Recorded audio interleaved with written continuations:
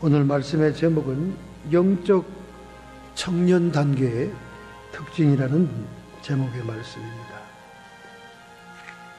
최근에 뉴욕을 중심으로 한 동부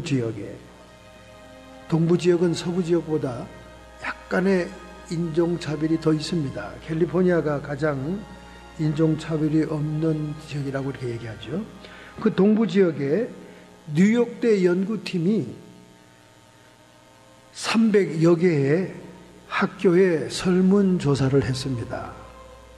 너희들을 지도하는 선생들 가운데 백인과 흑인과 스페니시와 아시안, 유색 인종 선생들 가운데 너희들이 어떤 선생들을 좋아하느냐 하는 설문조사를 했어요. 그래서 그것이 지난 주간에 발표됐습니다. 그랬더니 많은 이 젊은이들이 말하기를 우리는 백인 선생보다 유색인종 선생님을 더 좋아한다. 그렇게 설문에 답이 나왔습니다. 그것이 근소한 차이로 퍼센트가 나왔으면 화제가 되지 않았겠지요. 절대 다수의 학생들이 흑인과 스페니시와 특별히 아시안 선생님들을 좋아한다는 거예요. 그러나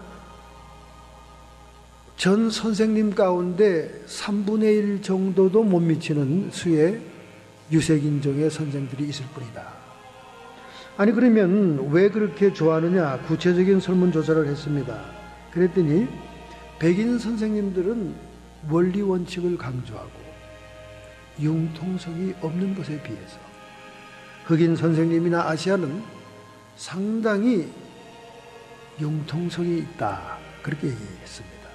더 구체적으로 질문했습니다. 도대체 그게 무슨 말이냐? 그랬더니 첫째로 그들은 우리를 배려하는 마음이 있다. 학생들을 배려한다는 거예요. 학생의 입장에서 생각해 준다 그 말이죠. 저도 경험을 좀 했습니다만은 백인 선생님들은 정확하죠. 리포트 날짜를 어기고 제 아무리 좋은 리포트를 써도 A 학점은 절대 주질 않습니다. 시간이 지나면 땡이에요.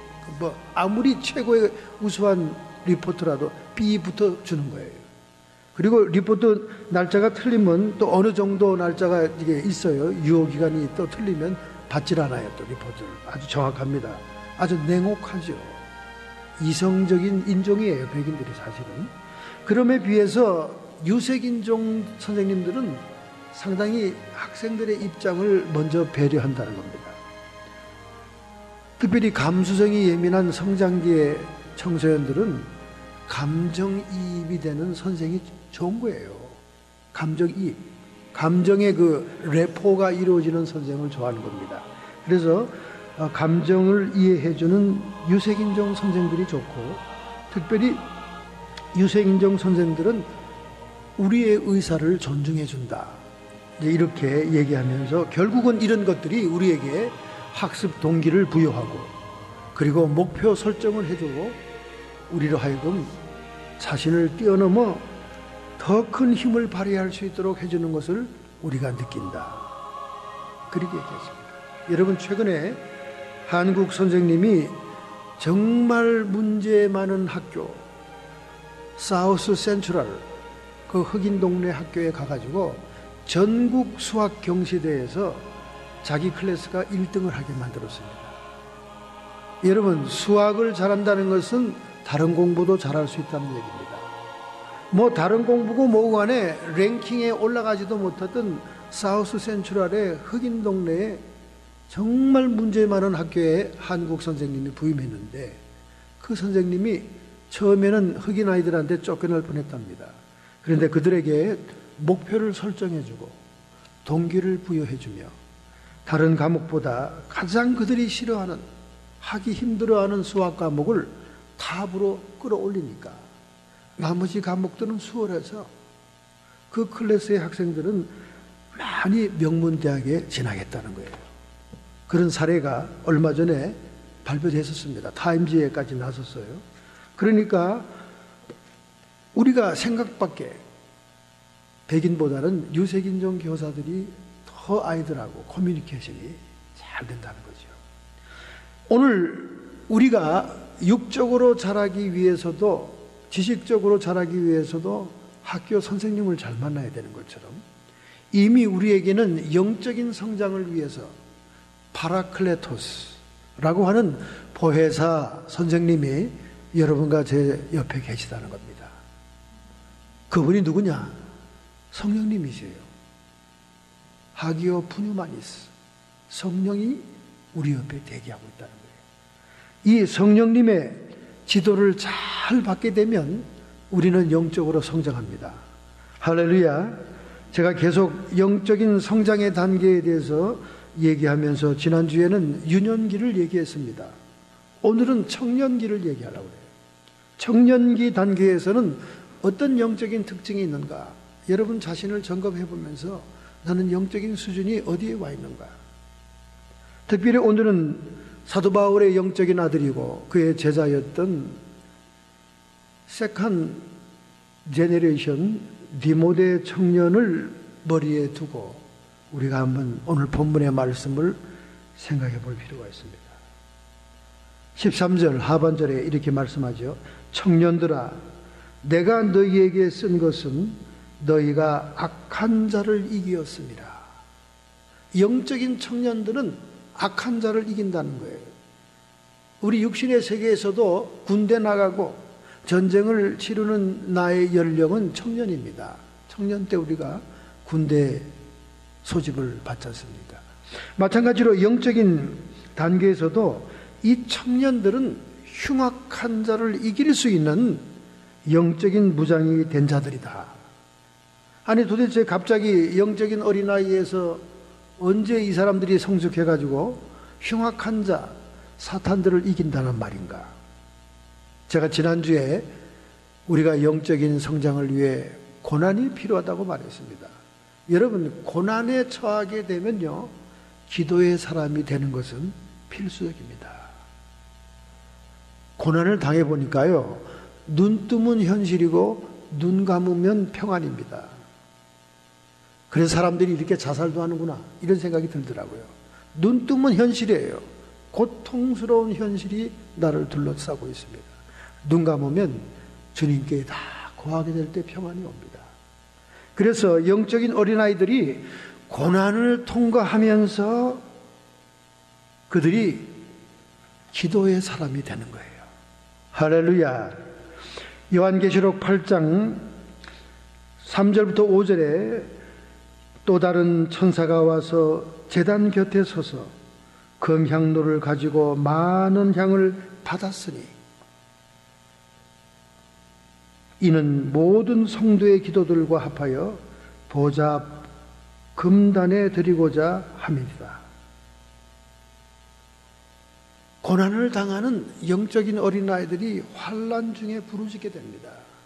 환난 중에 소리치면서 하나님께 매달리게 돼요. 그러면 그런 그 기도의 향연이 하나님의 보좌 앞에 있는 금단에 쌓이게 된다는 거예요. 그 천사들이 그걸 모아다 가져가서 다시 응답을 가져온다는 거예요. 그래서 영적인 어린아이가 고난의 터널을 통과하게 될 때 그는 기도의 사람이 됩니다. 그러니까 여러분의 기도가 5분, 15분, 길어봐야 15분, 기도도 막 그냥 쥐뜯어 먹는 것처럼 하는 날도 있고, 안 하는 날도 있고, 기도 안 해도 아무런 양심이 가책이 없고, 막 이렇게 기도 생활이 스테디하지 못하고 막 불안정하고 그런 이유는 여러분이 고난에 처해보질 않아서 그래요. 여러분이 고난에 있지 않아서 그럽니다. 고난 속에 처해 있으면요, 중얼중얼 그러면서 하루 종일 기도밖에 나오는 게 없어요.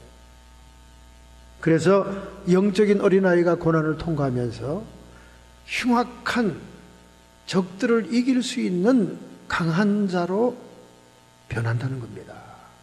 왜냐하면 우리가 중언부언 기도하는 것이 아무런 효과가 없는 허망한 것이라고 생각하면 안 됩니다. 제가 지난 금요일 날 얘기했듯이 그 향단에 올려지는 향년, 그 향년의 자료를 출애굽기에 정확하게 얘기했다고 그랬습니다. 소합향이 들어가는데 소합향은 치료제 역할을 한다고 그랬어요. 그 다음에 나감향이 들어가는데 나감향은 방향제, 귀퀴하고 냄새나는 성막에 향기를 주는 방향제라고 그랬습니다. 풍자향은 방충제라고 그랬어요. 그 전갈과 무슨 이런 잡단 벌레들이 들락거리는 거기에 방충 효과를 주는 그런 풍자향을 넣고, 또 유황을 넣죠. 유황은 해독제라고 그랬습니다. 모든 독을 제거하는 그 유황이 들어가죠. 마지막에 소금을 뿌린다. 소금은 변하지 않는 물질이잖아요. 변하지 않는 물질이 소금. 그 소금은 하나님의 언약의 약속의 말씀을 얘기한다 그랬어요. 그러니까 자기는 고난당해가지고 고난에서 헤어나려고 몸부림치면서 신음처럼 탄식처럼 기도한 것이, 그 기도 속에 이런 요소가 포함됐다는 거예요. 소아팡의 치료제 역할, 내 내적인 치료가 이루어지고 나의 과거의 상처와 쓴 뿌리의 쓴 물이 사라져가는 기도를 통해 그것이 일어난다는 거예요. 그 다음에 방향제, 인간의 썩은 육의 냄새만 나고 입만 열면 자기 사랑해, 입만 열면 자기를 높이려고 했던 내가 이제는 나를 부인하고 죽임으로 인해서 예수의 생명이 살아나니까 그 예수로부터 그리스도의 향기가 나오는 낙암향의 역할이 기도 안에 있다는 거예요. 기도하면 할수록 자기가 자꾸 죽어져야 되는 거예요. 근데 우리 한국 사람들은 극심하게 새벽기도 나가고 극성스럽게 작정기도를 해도 자기가 안 죽어요. 자기가 안 죽어요. 새벽기도 나간다고 여러분 다 A급 신자가 아닙니다. 저는 요즘 주변에 새벽기도 나가면서 예수 이름 팔아 장사하고 교회를 자기의 인생의 부귀영달을 위해서 유징하는 그런 허망한 신자들이 많다는 것을 제가 많이 보고 있습니다. 어떤 종류의 기도를 하느냐가 중요하죠. 또 우리는 기도를 하면 할수록 자기가 죽어져야 됩니다. 낙암향이 들어가 있다는 거예요. 방향제. 내 썩은 육신의 냄새가 나는 게 아니라 그리스도의 향기가 나오도록 기도가 돼 나가야 된다는 거예요. 할렐루야. 여러분이 과연 지금 그렇습니까? 생각해 보세요. 나를 드러내고 싶고, 나를 피하라고 싶고, 나를 자랑하고 싶고, 난 도대체 객관적으로 육신적으로 봤을 때 아무것도 드러낼 것이 없는 사람일수록 자기를 포장해서 자기를 드러내려고 몸부림치는 그런 사람들을 많이 봤습니다. 최근에도 있었어요. 최근에도 몇 명 있었어요. 제가 볼 때, 객관적으로 볼 때, 솔직히 인생을 볼 때 자랑할 것이라고는 없는 처참한 처지에 있음에도 그냥 자기를 좀 세워보려고 아주 몸부림을 치는 그 불쌍한 인간들을 제가 봤다는 거 아닙니까? 영적으로 하나님이 보여줄 때는 검은 선글라스에 검은 옷을 입고 서 있고, 진정한 회개가 없으면 무덤이다. 무덤까지 옆에 세트로 보여주더라고. 종합 세트로. 얼마나 여러분 비참한 인생입니까? 그러나 우리가 진정한 기도를 계속하게 되면 나는 죽고 그리스도가 사는 향기가 드러난다는 거예요. 이게 풍자향이 들었다는 거죠. 그 다음에 유향은 해독제입니다. 해독제가 뭡니까? 나도 모르는 사이에 들어온 우리 모든 혈통에 저주들이 있어요. 저주들. 죄가 회개되지 않고 그대로 남아있는 상태에서 그것이 형벌의 리스트에 올라가 있을 때는 그 형벌에는 저주가 따르는 거예요. 그 저주에는 귀신들도 함께 오는 겁니다. 그것이 기도함으로 해독이 된다는 거예요. 유황이 그 역할을 한다는 거예요. 해독이.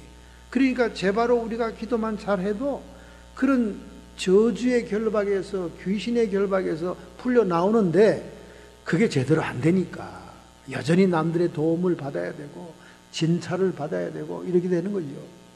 마지막에 소금을 뿌리는 거잖아요. 변함없는 하나님의 언약의 약속의 말씀을 붙잡고 기도하는 기도. 이런 기도가 영적인 어린아이를 강팀으로 만들었다는 거예요. 강한 자로 만들어서 오늘 뭐라고 그럽니까? 너희가 악한 자를 이기었습니다. 할렐루야.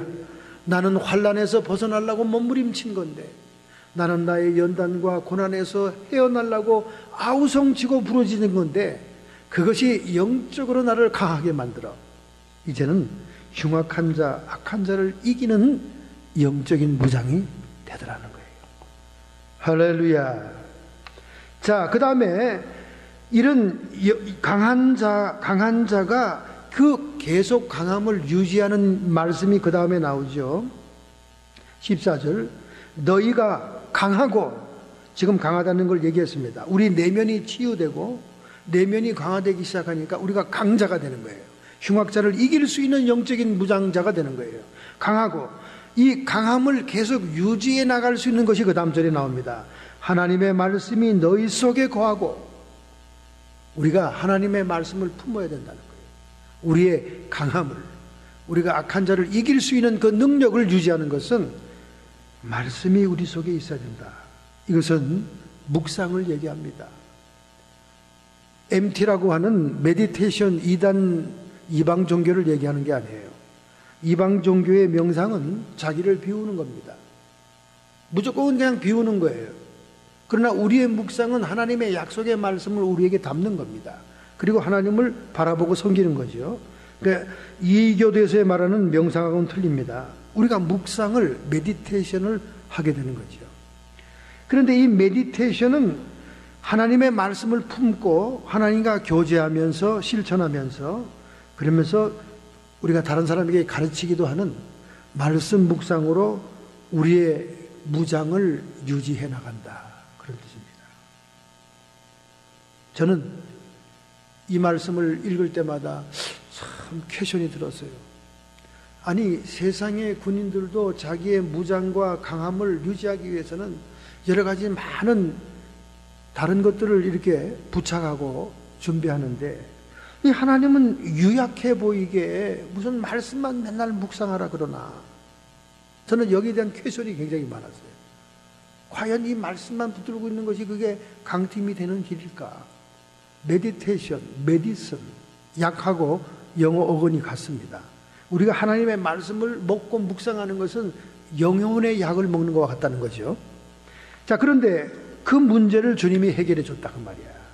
네가 말씀 묵상을 쉽게 생각하냐? 힘이 없다고 생각해? 아무것도 아니라고 생각하느냐? 하나님께서 잠언서 4장 23절을 저에게 주었습니다. 무릇 지킬 만한 것보다 더욱 내 마음을 지켜라. 생명의 근원이 이에서 남이니라. 할렐루야. 우리가 하나님의 약속의 말씀으로 묵상한다는 것은 내 마음을 지키는 거예요. 하루에도 24시간 우리의 마음은 얼마나 요동을 칩니까? 얼마나 변덕을 피워요. 다가오는 환경과 주변 주위 조건에 의해서 만나는 사람마다 우리의 마음은 요동을 칩니다. 풍랑에 흔들리는 배와 같아요. 그런데 그 말씀이 들어와서 묵상하면 우리 마음을 딱 잡아준다는 거예요. 할렐루야. 우리 마음을 잡아준다는 게 뭐 그렇게 대단한 거예요? 대단하죠. 생명의 근원이 이에서 남이니라. 여러분, 뭐니 해도 뭐니가 아니라 여러분의 마음이 생명의 근원이라는 거예요. 온갖 질병과 온갖 모든 것들이 여러분의 마음에서 시작하는 겁니다. 그러니까 이 본부성만 딱 지키고 있으면 여러분은 강자로서 유지할 수 있다는 거예요. 할렐루야. 여러분, 알렉산더 대왕이 어떻게 그렇게 33살의 적은 나이로 전 세계를 정복했을까요? 군사학에서는 알렉산더 대왕의 작전을 연구합니다. 도대체 뭐 어떻게 했길래 페르시아와 같이 100만 대군을 단순간에 격파하냐 그 말이야. 그 알렉산더 대왕 나이가 들으면 한 30대밖에 안 되는데 그 젊은 아이가 뭐 노련한 명장들, 그 페르시아의 군대는 어마어마합니다. 어마어마해요. 어떻게 대파했냐고 말이에요. 여러분, 알렉산더가 어릴 때부터 그 아버지와 갈등이 심했죠.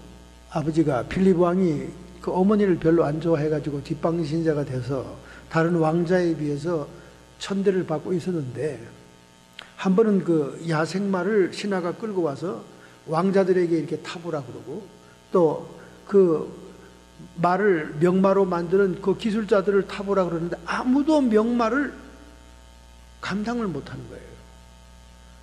그것을 지켜보고 있던 이 어린 알렉산더가 자기가 한번 해보겠다고 뛰어나간 거예요. 그러니까 아버지가 아이 아서라 아서라 아서라, 넌 몸도 어린 게 감당도 안 된다 아서라. 그러니까 자기가 굳이 해보겠다는 거예요. 알렉산더는 얼마나 머리가 비상한지요. 그 야생마가 왜 저렇게 펄펄 뛰는지를 캐치업한 거예요. 가만히 보니까 이 명마가 해를 싫어해. 해를 무서워해. 해를 무서워하는 걸 알았어요.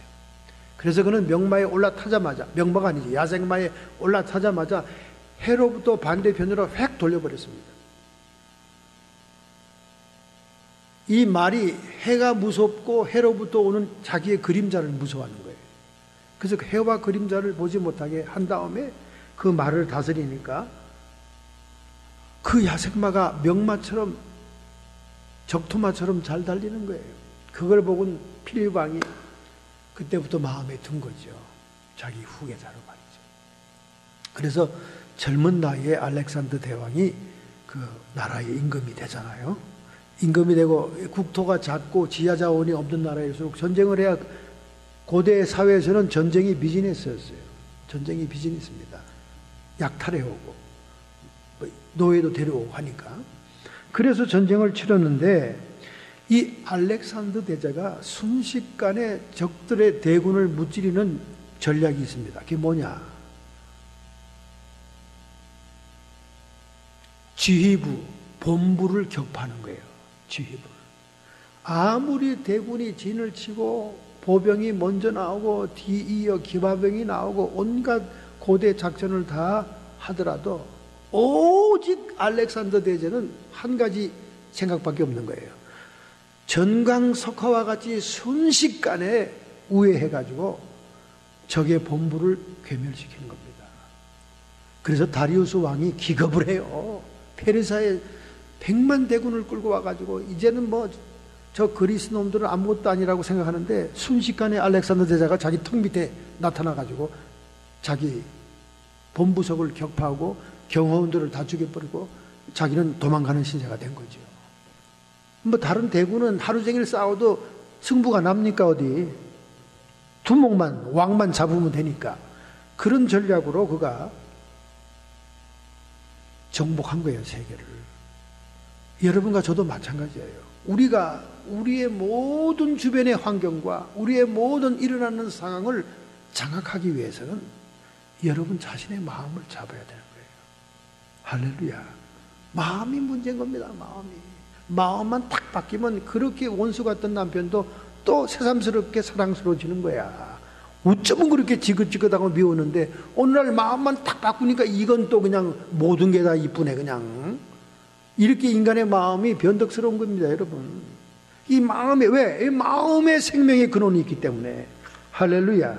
그래서 오늘 영적인 청년들에게 너희들이 그 강함을, 흉악한 자를 이기는 무장을 계속적으로 유지하는 방법이 뭐냐?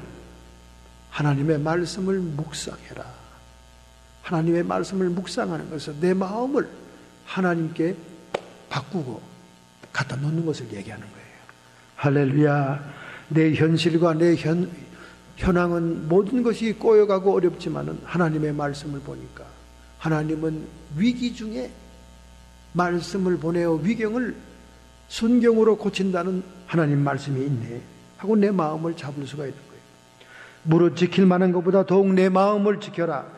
생명의 근원이 이에서 남이니라.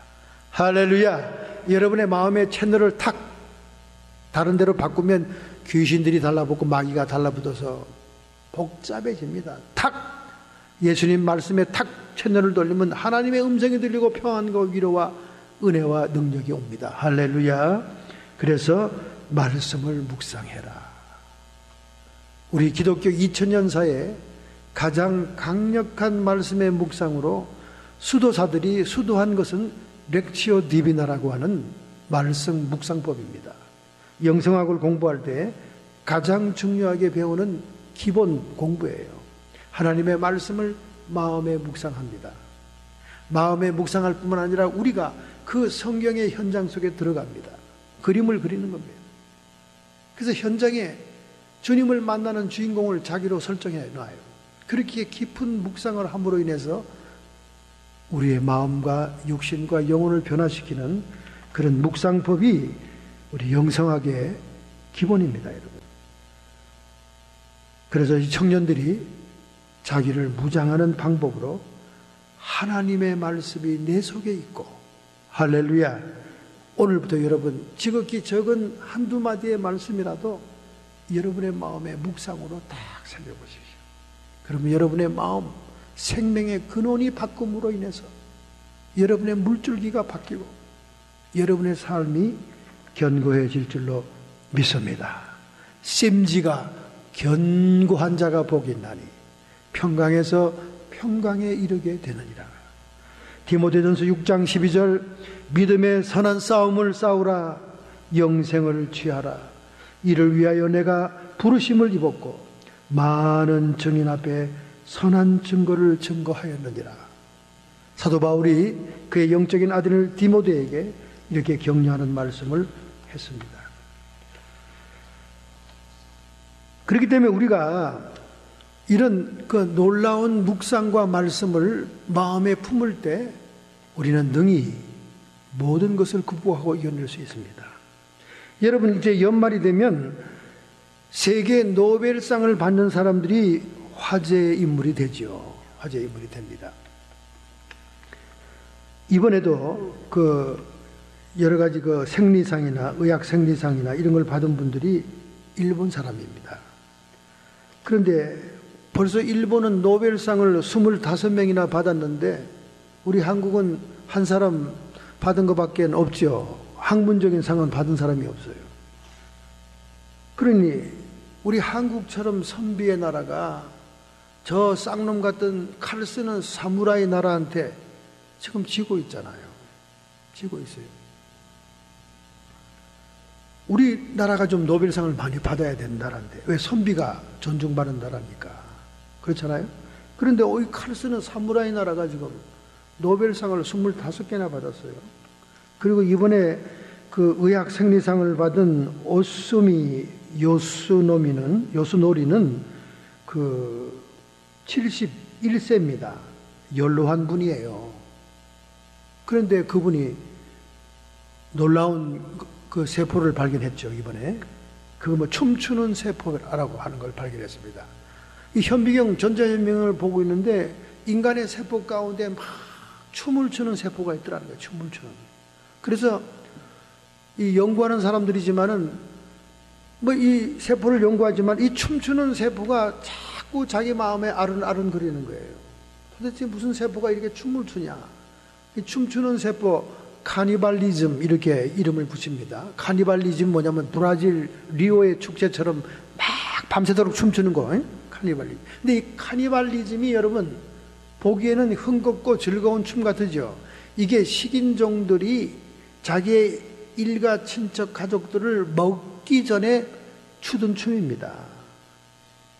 그러니까 우리가 볼 때는 축제요, 기분 좋은 춤이요, 막 아름다운 춤이요, 흥겨운 춤 같지만은 이거는 먹이들을 혼란시키는 춤이었다 그 말이야. 즉 그들이 잡혀 먹어도 별로 느낌이 없고 혼란해서 아프지도 않게 잡혀 먹게 하려고 그들을 혼란시키는 춤이 카니발리즘 춤이라는 거예요. 이 사람이 그 춤추는 세포를 카니발리즘이라고 붙인 이유가 뭐냐? 그 세포가 막 보기는 춤을 추면서 이 전자현미경으로 보는데 춤추는 세포를 만났으니 얼마나 기가 막히겠어요. 야, 우리 몸속에 춤추는 세포가 있네. 근데 이 춤추면서 이 세포가 하는 일이 뭐냐? 다른 세포를 잡아먹더라 그 말이지. 근데 그 다른 세포가 주로 배설물들이더라 그 말이에요. 그러니까 이 춤추는 세포가 춤을 추면서 인간의 몸속에 남겨진 이 배설물 세포들 이런 것들을 안 먹어주면 우리는 영락없이 그 세포들이 돌연변이가 되어서 암이 형성되든가 생명이 단축된다는 거예요. 고로 이분이 노벨 생리의학상을 받은 이유는 인간이 영생할 수 있는 유전자를 발견했다는 거예요. 이 춤추는 세포가 노폐물과 우리 세포 안에 불필요한 것들을 먹어주지 않으면 우리는 수명이 짧아진다는 거죠. 근데 그게 잘 먹고 활발해지면 우리의 세포는 계속 살 수 있다는 겁니다. 그런 의미에서 이번에 춤추는 세포를 발견한 오스미 요시노리가 노벨상을 탄 거예요. 하여간 일본 사람들은 집중력이 강하고요. 아주 집중력이. 이 사람은 휴가도 없고 놀러 가지도 않고 71세 동안 대학의 실험실에서 그냥 머리를 파묻고 있었다는 거예요. 도쿄 공업대학 실험실에서. 집중력이 강합니다. 일본 사람들이 굉장히 성실하죠. 그런데 이들에게는 사무라이의 피가 면면하게 내려온다는 겁니다. 왜 그러냐면 그 에도 메이지 시대의 계몽자였던 후쿠자와 유키치라고 하는 유키치라고 하는 1852년부터 1901년까지 살았던 이 분이 말이죠. 일본 청년들에게 물리학을 강조하고 화학을 강조하고 과학을 강조했다는 거예요. 그래서 인문계 계통에 진학하는 사람들일지라도 물리학을 하도록 그렇게 격려했다는 겁니다. 그래서 여기에 순응한 가문이 어떤 가문이냐? 사무라이 가문 사람들이 여기에 절대 순종했다는 거예요. 그래서 25명의 노벨상들은 전부 다 사무라이 가문에서 나왔다는 겁니다. 요시! 하면서 오야봉에게 절대 충성하다가 자기가 미급하면 할복자살하는 사무라이들. 이 사무라이 정신이 노벨상을 받게 하는 집중력을 가져왔다. 우리 한국의 선비 사상을 존중하는 우리의 조국은 창피한 줄 알아야 됩니다. 사색당쟁이 서로 반대파를 죽이려고 모함하고 멀쩡한 사람, 똑똑한 사람들 기왕 보내고 오늘날까지도 실용주의 과학을 통해서 돈벌이는 잘할지 몰라도 이렇게 순수 과학을 통해 노벨상 타는 사람은 못 나오고 있다는 거죠.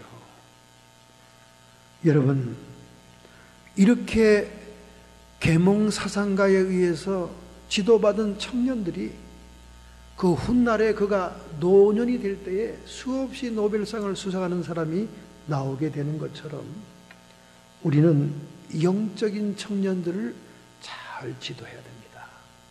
결국 영적인 전쟁터에 나가서 믿음의 선한 싸움을 싸울 사람들은 영적인 청년들이니까. 이 영적인 청년들은 누구냐? 하나님의 말씀을 묵상하며 그 말씀으로 자기 마음을 견고히 지킴으로 생명의 근원이 그곳에 있기 때문에 마음을 심지를 견고케 하는 사람들이다 그 말이에요. 할렐루야. 세상에서도 변덕이 많으면 아무것도 이룰 수가 없습니다. 일본 사람들이 이렇게 끈질기게 집중력이 있었기 때문에 이런 결실을 가져온 거예요. 이런 결실. 근데 집중력이 없고 이게 없으면 안 되는 거죠. 우리 신앙생활도 마찬가지입니다, 여러분. 신앙생활도 마찬가지. 이해관계를 따라 오늘은 이 교회, 내일은 저 교회. 그냥 이 목사님, 저 목사님, 인터넷에 그냥 나오는 유명한 목사님만 따라다니고. 여러분, 유명한 목사님이 행하는 그 모든 배후에는 엄청나게 기도하는 한국의 성도들이 있다는 거예요. 여러분, 한국은 김일성, 김정일, 김정은에게 고맙고 감사하다고 그래야 됩니다. 그들 때문에 천국 가는 백성이 아마 세계에서 제일 많을 거예요. 그들의 긴장과 텐션과 위협 때문에 교회, 기도회가 터져나가잖아요. 예? 우리 한국 성도들처럼 뜨거운 열기가 있는 성도도 없죠. 물론 교회 생활에 여러 가지 많은 세속적인 타락한 부분도 많지만은, 그러나 그런 열정을 가져올 수 있는 것은 그 주변의 환경의 텐션이에요. 텐션. 항상 북핵 위협이 있고 말이죠. 항상 전쟁 위협이 있는 그런 텐션 때문에 더 교회에 열정이 있게 나오는 거죠. 그런데 우리 미국 땅에 사는 우리 성도들은 어떻습니까? 자본주의 이 미국 세상에 푹 빠져가지고 돈이면 최고 아닙니까? 여러분, 구약 성경의 마지막 키워드가 뭔지 알아요? 구약 성경의 마지막 키워드. 여러분이 성경을 열심히 읽은 사람이면 금방 대답이 나옵니다. 구약 성경의 마지막 키워드 저주입니다. 저주. curse. 구약 성경은 저주로 끝나요. 이야, 성경을 그렇게 방대하게 집필해 놓고 끝에 가서 결국 저주로 끝나는구나. 그 저주로 끝나는 직접적인 원인이 뭐와 관계 있냐? 물질과 관계 있어요. 물질. 여러분 말라기서 마지막에 물질과 관계 있잖아요. 근데 더 이상 구체적으로 얘기 안 하겠어요. 여러분이 하도 싫어하니까. 물질과 관계 있으면서 저주로 끝나요. 그럼 신약 성경의 마지막 키워드는 뭡니까? 여러분이 성경을 많이 읽었으면 금방 생각나요. 신약 성경 요한계시록 마지막의 키워드는 grace, 은혜로 끝납니다. 은혜로 끝나요. 그럼 신약 성경의 마지막 키워드가 왜 은혜로 끝나냐 그 말이야. 그것은 역시 물질과 관계 있어요. 물질의 유혹과 미혹에 넘어가지 않고 666표를 받지 않고 예수를 선택한 자들에게 은혜가 있을지어다. 할렐루야. 그러므로 오늘날 우리 인생의 가장 하나님에 대한 심판의 척도는 물질이에요. 그래서 예수님이 그렇게 물질을 얘기한 겁니다. 너희들이 물질과 하나님을 겸하여 섬길 수 없느니라. 내 마음이 있는 곳에 물질이 있느니라. 할렐루야. 제가 이 목회를 돌아보면서 목사인 집안에 태어나가지고 헌금에 대한 굉장히 거부감이 많았다는 얘기 했죠? 네, 했죠. 수없이 했습니다. 제가 부흥회 때마다 강사들이 와서 불 끄고 작정 헌금시키고 막 이러는 막 강제하는 행위들 어릴 때 보고 자랐잖아요. 그러니까 저는 목사가 돼서 물질만 강조하지 않고 헌금만 얘기 안 하면 진짜 참 목자여 목회는 괜찮겠구나, 이렇게 얼마 전까지 생각하고 살아왔다 그 말이에요. 그래서 물질 얘기는 전혀 안 합니다. 안 하는 게 제 아주 설교 방침이었어요. 그런데 하나님께서 저에게 큰 깨달음을 준 거예요. 결국 신앙의 판단 기준과 결정은 물질과 관계된 거예요. 인류의 제약도 선악과라고 하는 물질을 통해 들어왔고, 구약 성경의 마지막 하나님의 저주가 임한 것도 물질과 관계된 것이었고, 그리고 신약 성경의 마지막에 키워드가 은혜로 끝나면서 왜 은혜로 끝나는가도 세계 경제 통화 수단인 666을 목숨을 내놓고 받지 않고 물질을 선택하지 않고 예수 그리스도를 선택한 자들에게 은혜가 왔다는 거예요. 할렐루야. 이 말씀을 여러분이 참 깊이 깨닫고 받아들인다면 여러분은 복받은 사람이에요. 제가 복받은 것처럼 여러분 복받은 사람입니다. 근데 이걸 탁 들으면서 또 목사님이 설교가 또 삼천포로 빠지려고 그러네. 삼천포에 대해서는 우리 박자매님한테 잘 들어서 알아요. 딱 가다가 삼천포로 빠지는 길이 있대. 딱 직각으로. 예, 들었는데 또 목사님 삼천포가 아니에요. 이게 성경의 테마입니다. 물질을 섬길 거냐, 하나님을 섬길 거냐. 예? 물질을 택한 자에게 구약 성경 저주로 끝납니다. 물질을 버린 자들에게 신약 성경 은혜로 끝납니다. 할렐루야. 물론 저주와 은혜 사이에는 예수 그리스도의 피 흘리심이 있기 때문이죠. 너희를 위하여 하면서 주님이 하늘나라의 물질을 쌓으라고 얘기합니다. 근데 여러분은 어떻게 생각해요? 교회 뭐 가져가면 꼭 목사님한테 부주하는 것처럼 생각이 되죠. 내가 오늘 또 부주하는구나. 나 아까워가지고 뭐 어쩔 줄은 몰라. 막 성경 그 헌금대에 들어간 그 돈 모양을 보면 여러분이 어떤 마음으로 헌금한지 다 알아. 우리 사모는 그거와 상관없이 여러분이 헌금한 태도와 마음 자세를 다 알아맞춥니다. 기가 막히죠. 심령의 은사를 받아서 그래요. 목사님, 이 사람은요 할 수 없이 낸 돈입니다. 이거 다 알아맞혀요. 자, 그건 그렇고, 그런데 그 돈 모양, 저는 이제 심령은 안 보니까 돈 모양 보면 알아요. 막 어떤 거는 막 5불짜리가 막 꾸깃꾸깃 돼가지고 주머니에서 막 학대와 박해를 받던 돈이 억지로 헌금 시간에 들어간 것처럼 보이는 게 있어요. 어떤 분은 또 새 돈으로 참 정성껏 해서 헌금통에 넣어서 온 그런 분이 있어요. 그게 다 여러분 하나님이 아세요. 다 아십니다, 여러분. 정말로 아십니다. 물질과 하나님을 겸하여 섬길 수 없느니라. 여러분이 얼마만큼의 물질을 운용하고 살고 있는지도 하나님이 알아요. 그러니까 부자가 큰 돈을 냈어도 예수님은 그 헌금에 관심이 없었습니다. 그러나 과부가 두 렙돈이면 얼마인 줄 알아요, 여러분? 그냥 페니 수준입니다. 두 렙돈을 냈는데 저는 생활비의 전부를 낸 것이니라. 예수님이 알고 얘기하잖아요. 그러니까 여러분, 우리가 우리의 신앙을 잘 여러분 스스로 판단하고 척도해야 됩니다. 척도해요. 지식을 몰라서 신앙생활 못합니까? 말을 못해서 신앙생활 못합니까? 목사든 성직자든 교회 재직이든 충직자든 말은 그냥 기름 돌듯이 얘기하는 분들이 얼마나 많아요. 심지어 목사들도 마찬가지야. 막 강대상 아래서 쳐다보면 저런 분이 없어. 이야, 성 프란시스가 강림하셨네, 이렇게 느껴지는데 이 사람은 돈 문제만 딱 생기면 얼굴이 싹 변해요.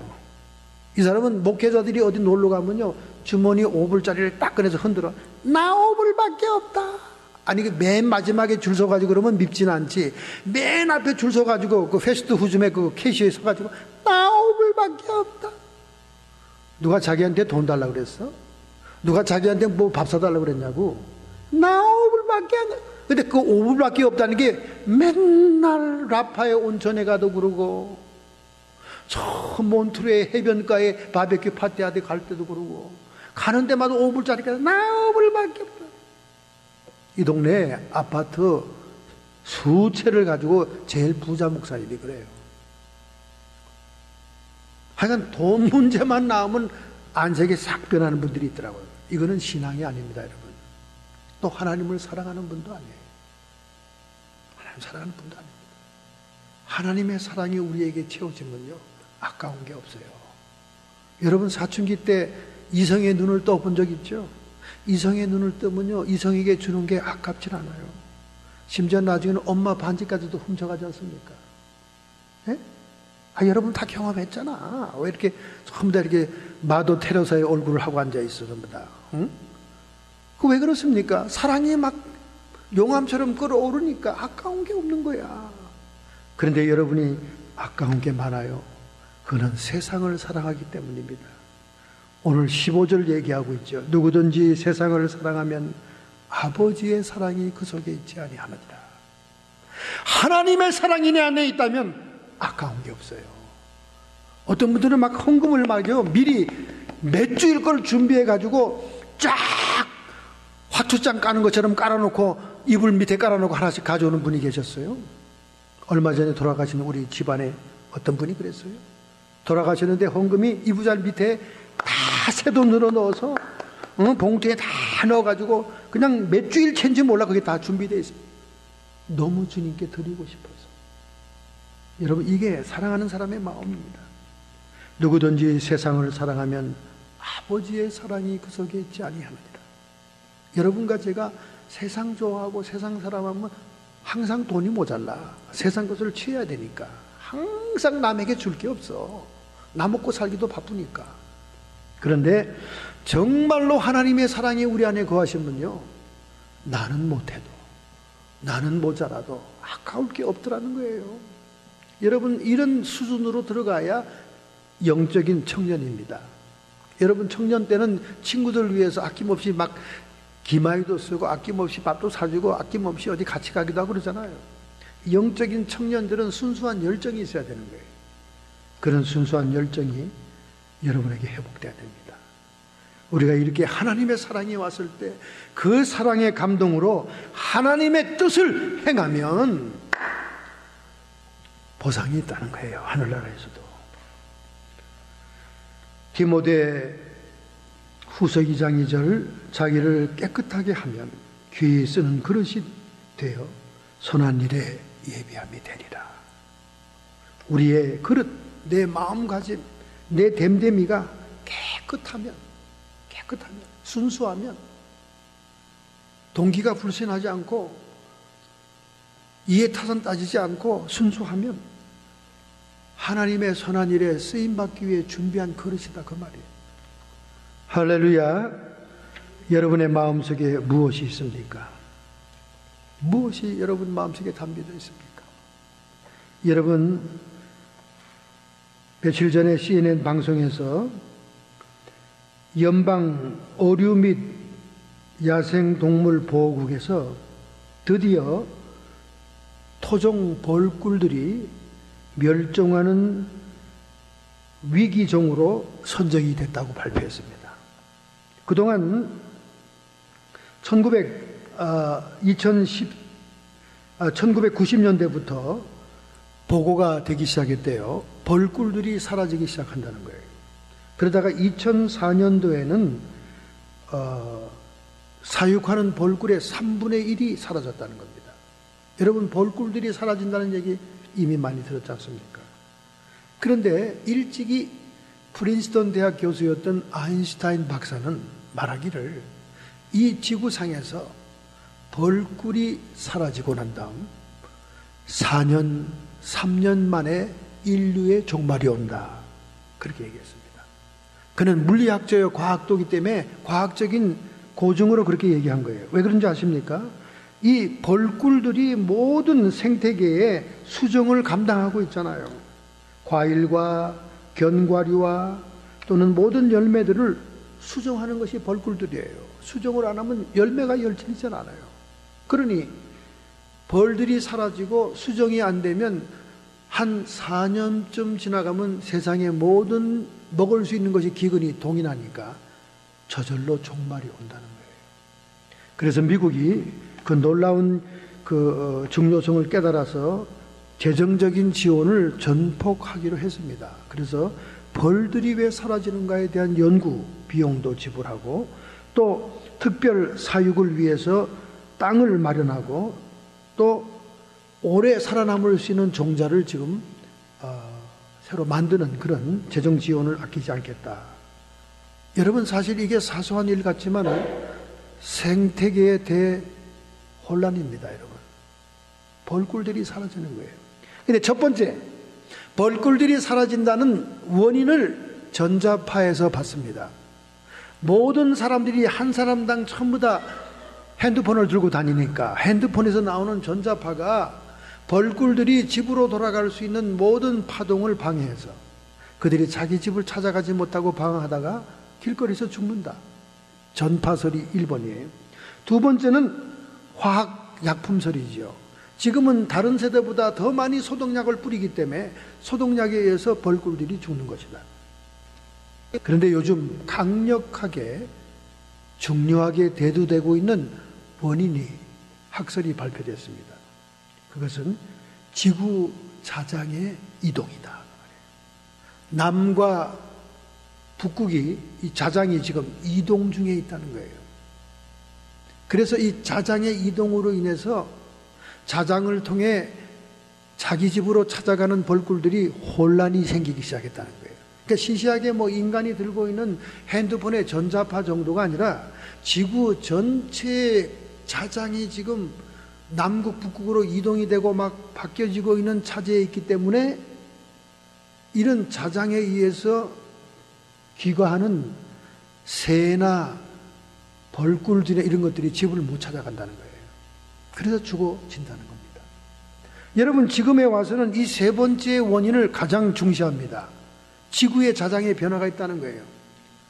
분명히 이것은 맞는 얘기입니다. 왜냐하면 지구는 틀림없이 천지개벽이 됩니다. 한번.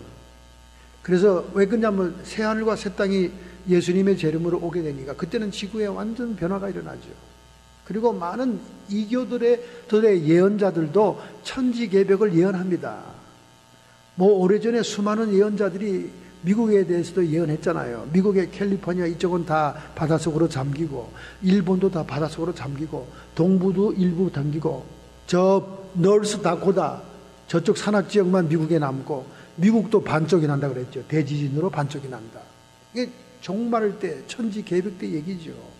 왜 그런 동시다발적으로 지구가 변하는가?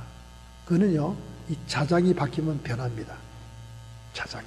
남극이 북극이 되고 북극이 남극이 되고 그러면 천지개벽이 일어나는 거예요. 용암은 용암대로 들끓고. 그래서 이 자기장 이동실이 지금 벌꿀들이 사라지는 거에 대한 원인이다 생각하는 거예요. 놀랍게도 아인슈타인 박사가 벌꿀이 사라지고 난 다음 3, 4년 후에 인류 지구에 종말이 온다는 것은 바로 이 자기장의 변화를 예측했다, 그렇게 얘기하고 있습니다. 자, 여러분, 이렇게 벌꿀도 사라지면 생태계가 파괴됩니다. 벌꿀들 우리가 맨날 보면서 때로는 가까이 오면 침을 맞을까봐 막 이렇게 흐트러뜨리는 그런 벌들이, 그 작은 곤충들이 얼마나 우리 인류에게 유익을 끼쳤다는 것을 우리가 지금 새삼 느끼고 있는 거예요. 열매를 만들고 견과를 만들고 야채를 만들고 결실하게 하는 그 일을 해줬다는 거 아닙니까? 정말 우리는 사라지는 벌꿀을 바라보면서 다시 한번 벌꿀들의 고마움을 느껴야 됩니다. 세상에 꿀처럼 우리의 음식 가운데 귀중한 음식이 어디 있겠어요?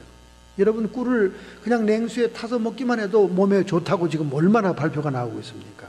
꿀 속 자체에 항생제가 들어있는 거예요. 고대 사회에는 항생제가 없었어요. 발명이 되지 않았습니다. 그래서 모든 항생제 역할을 꿀로 했지 않습니까? 염증에도 바르고 속에 있는 염증도 가라앉히고. 꿀의 소중함을 우리가 아는 것처럼 우리가 세상 사랑하지 않고 하나님 사랑하는 영적인 청년들이 될 때 우리는 마지막 영혼들을 추수할 수 있는 하나님의 뜻을 이뤄나갈 줄로 믿습니다. 할렐루야. 여러분과 제가 다 영적인 꿀벌이 되자는 거 아닙니까? 지금 얘기가. 우리가 무장을 하고 말이죠. 그리고 유익을 끼치고 말이죠. 그리고 이 모든 영혼들을 천국으로 인도할 수 있는 왱왱거리는 꿀벌들이 되자는 거죠. 우리가 지금. 그러려면 우리가 세상 사랑하는 마음을 좀 없애야 된다는 거예요. 벌들도 자기 집으로 가지 못하고 길거리를 헤매면 길거리에서 죽어버리듯이, 여러분과 제가 세상을 살아가면 세상을 헤매다가 세상 어디에서 죽는다고 말이야. 그러나 여러분과 저에게 하나님의 사랑이 부음받는다면 우리는 마지막 순간 순교를 당한다 할지라도 영혼을 구원하는 역사를 감당할 줄로 믿습니다. 할렐루야. 여러분, 김남효 교수라는 분이 계세요. 이분은 한양대학의 교수로 부임하신 분인데 경기도 광주군 광주읍에 사시던 분입니다. 이분은 자기 대학 친구의 일상적인 질문 하나에 그의 인생이 바뀌었습니다. 어릴 때부터 유년주일학교부터 같이 교회를 다니던 친구였어요. 그러나 고3 때 이 학생은 교회를 떠났죠. 그런데 맨날 친구를 만나면 변명했습니다. 나 그래도 하나님 안 떠났어. 안 그래, 나 하나 예수님 믿어. 그리고 나 기도 생활 많이 한다. 그렇게 친구한테 변명을 했습니다. 그런데 여전히 열심히 신앙생활하는 이 친구가 대학 졸업반 때 취직 시험을 준비하기 위해 도서관에서 만납니다. 그때 너 요즘 기도하니? 이 친구가 물어본 거예요. 그러니까 이 친구 질문에, 야, 그럼 취직 시험을 앞두고 있는데 기도 안 할 사람이 어딨니? 그렇게 답변을 하고 지나갔는데 그 다음 질문이 이 사람을 변화시킨 거예요. 그럼 너 기도할 때 성령 방언으로 기도하니? 그렇게 말한 거예요. 아니, 방언이 뭐냐? 성령께서 인도하는 대로 기도하는 거야. 난 모르는데. 그럼 네가 무슨 기도했다고 얘기할 수 있냐? 그렇게 얘기한 거예요. 그때 큰 충격을 받습니다. 그래서 그 친구 말을 듣고 자극을 받아서 자기 근처 교회에 나가서 성령으로 하는 방언 기도를 해보겠다고 애를 씁니다. 그런데 어디 방언 기도를 모든 교회들이 다 허락을 하고 합니까? 딱딱한 교회들은 방언 기도 같은 거 잘 추구하지 않잖아요. 그래서 몇 날 며칠을 가도 자기가 그걸 모르겠으니까 다음에 친구를 만났을 때, 차라리 너랑 나랑 같이 근처 교회에 가서 밤새워 기도하자. 그래가지고 그 친구와 함께 몇 날 며칠을 근처 빌딩 교회에 가가지고 기도했습니다. 기도하다가 성령이 말하게 하심을 따라 방언으로 하는 기도의 은사를 받습니다. 할렐루야. 이 김남효 학생은 너무나 신비하고 너무나 놀라웠습니다. 그래서 이제 기도 생활이 아주 유창하게 되고 기도를 하기 시작합니다. 그러다가 대학 4년 때 취업이 안 되고 몇 번 떨어졌어요. 떨어져서 절망하고 있을 때 그는 방언으로 친구와 기도하다가 하나님의 음성을 듣습니다. 너는 지금 미국으로 유학을 떠나라. 내가 그것을 원한다. 하나님의 음성을 듣고 취직을 다 포기하고 유학 쪽으로 턴합니다. 그래서 자기가 갈 수 있는 학교를 입학 원서를 보내면서 오히려 유학 준비를 하게 되어 미국으로 유학으로 오게 되죠. 여러분, 미국이라는 데 오면 예수 안 믿던 사람도 밥이 그리워서 교회를 가는데 이 사람은 이제 막 신앙에 불타올랐기 때문에 유학을 와서 미국에 열심히 교회를 다니고 충성하게 되고 기도 생활을 하게 되었습니다. 그가 성령을 따라 방언으로 기도하는 그 기도 생활이 얼마나 미국 생활에서 어려운 일을 만날 때마다 헤쳐나갈 수 있는 지혜를 받고 능력을 받았는지 이루 말할 수가 없는 거예요. 그래서 그는 학위를 받는 순간순간마다 어려운 교수들을 만나는 그때마다 하나님께 방언으로 기도해서 그 모든 것을 극복하게 됩니다. 그래서 학위를 받고 한국에 들어와서 교수가 되죠. 교수가 된 다음 학생들에게 성령으로 기도하는 것을 전파하는 교수가 되었어요. 이사야서 28장 11절부터 12절에 말합니다. 그러므로 생소한 입술과 다른 방언으로 이 백성에게 말하리라. 이 생소한 입술이라는 말은 trembling mouth, 떨리는 입술로 그리고 방언으로 이 백성들에게 말합니다. 여러분이 하나님의 지도와 성령 교사의 지도를 받을 수 있는 길은 방언 기도하는 길입니다. 우리가 떨리는 입술과 생소한 다른 방언으로 하나님이 이 백성들에게 말을 한다 그랬기 때문에 그런 성령의 기도를 하면은 여러분의 영적 생활은 굉장한 발전이 있게 되는 거예요. 전에 그들에게 이르시기를 이것이 너희에게 안식이요 이것이 너희에게 상쾌함이니 너희는 곤비한 자에게 안식을 주라 하였느니라. 이사야 28장 11절부터 12절은 오늘날 성령으로 말하게 하심을 따라 방언하는 기도를 주님이 예언한 거예요. 예언한 겁니다. 너희들이 이 방언 기도를 하게 되면 안식이 찾아올 것이고 너희 마음이 아주 상쾌해질 것이다. 할렐루야. 현대인의 마음의 감개와 같은 우울증도 사라지는 상쾌함이 온다는 거예요. 뿐만 아니라 내 마음에 오신 그 안식과 상쾌함을 다른 사람들에게 전달해 줄 수 있다는 거예요. 오늘 우리는 영적인 성장기를 다루는 말씀을 증거했습니다. 여러분이 영적인 청년으로서 하나님의 인도하심을 받으려면 여러분이 기왕 기도 생활할 때 성령을 따라 기도하는 기도 생활을 해야 됩니다. 여러분이 사모하지 않으면 절대로 성령의 은사는 오지 않습니다. 여러분, 하나님께 기도합시다. 이제 하나님, 김 교수가 인생의 변화를 맞이했던 것처럼 나에게도 성령을 따라 기도할 수 있게 해주옵소서. 내가 성령님의 은사를 사모합니다. 사모한다는 그 기도를 여러분이 올려놓으면 어느 날 주의 성령이 불같이 임하면서 여러분의 혀를 떨리는 입술로 만들고 생소한 방언으로 하나님이 말씀하기 시작합니다. 할렐루야. 이렇게 여러분의 신앙의 생활의 변화를 주기로 결단하고 각오하신다면 여러분의 가슴에 오늘 손을 얹고 하나님께 결단을 표시하시기 바랍니다. 하나님 아버지, 저희들은 주의 말씀을 통해 영적인 성장을 맞이하게 되었습니다.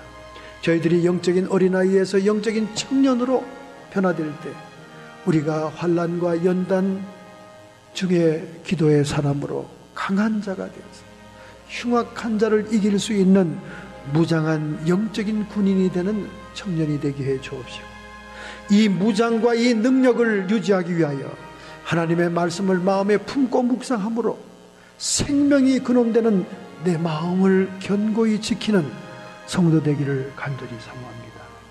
뿐만 아니라 세상 사랑하는 마음을 차단하고 하나님의 사랑이 나에게 부음받을 때 그 사랑을 따라 무심령들에게 하나님 나라를 증거하는 삶이 되게 해 주옵소서. 제가 성령의 말하게 하심을 따라 기도함으로 안식을 얻고 상쾌함을 얻을 뿐만 아니라 그 안식을 주변의 사람들에게 나눠줄 수 있다 말씀했사오니 이제는 저희들이 성령의 언어로 기도할 수 있는 것을 사모하는 성도가 되게 해 주옵소서. 이것을 결단하고 결심함으로 하나님께 우리의 의지를 보이오니 저들을 안수하고 축복해 주시옵소서. 성도의 육체와 정신에 역사하는 모든 질병들아 예수님의 이름 권세로 이 시간 치료함을 받을지어다. 우리의 마음속에 성령을 인하여 의와 평강과 희락이 임하게 해 주옵시고 악한 마귀 사탄 귀신의 세력들 저주의 결박들이 이 시간 풀려나갈지어다. 하나님 영광 돌리는 생애가 되게 하옵소서. 예수님의 이름으로 감사하며 축복하며 기도하옵나이다.